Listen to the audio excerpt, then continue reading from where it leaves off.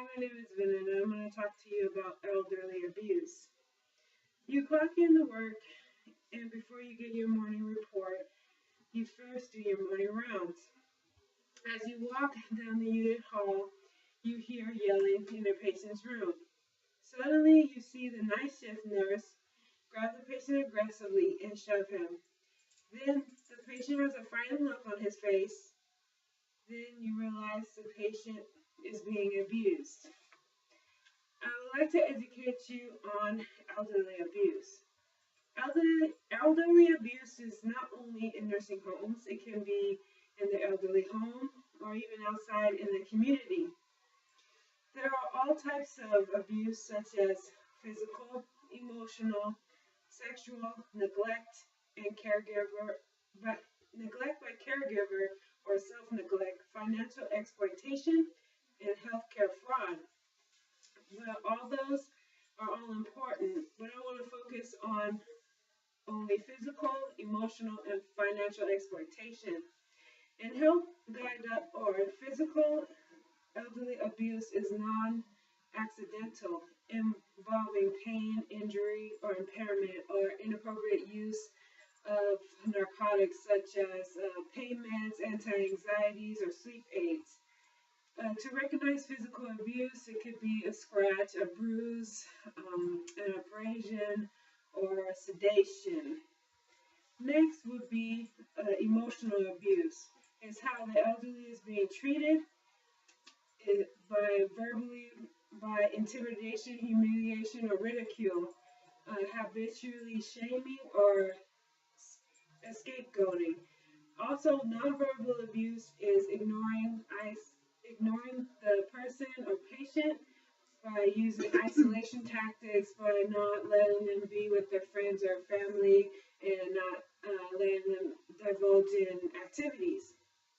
And also, it could be a person terrorizing or menacing the elderly person. To recognize these traits of emotional abuse, the person would have to be threatening, belittling, or have control over that person.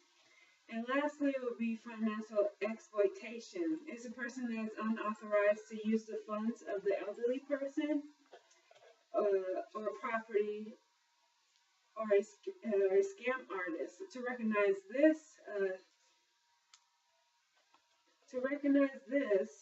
the caregiver could misuse the elderly person's checks, credit cards, accounts, large amounts of money coming out, or stealing household goods, or even engaging in identity theft.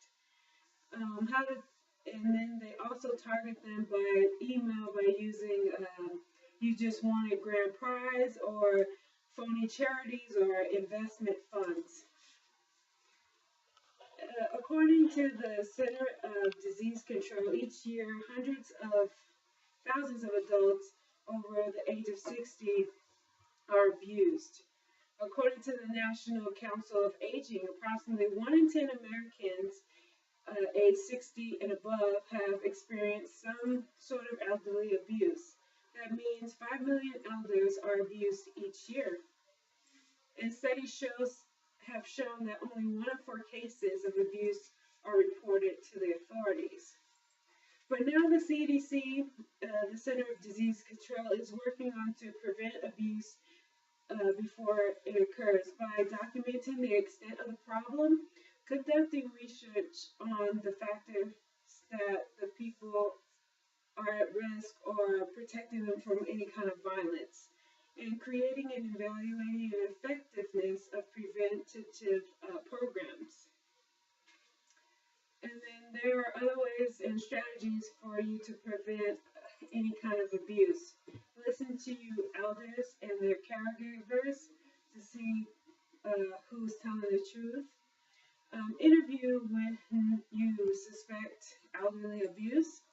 Educate others about how to recognize elderly abuse. And there are websites called healthandaging.org, and that gives you help and with tools and tips how to prevent elderly abuse and how to recognize them.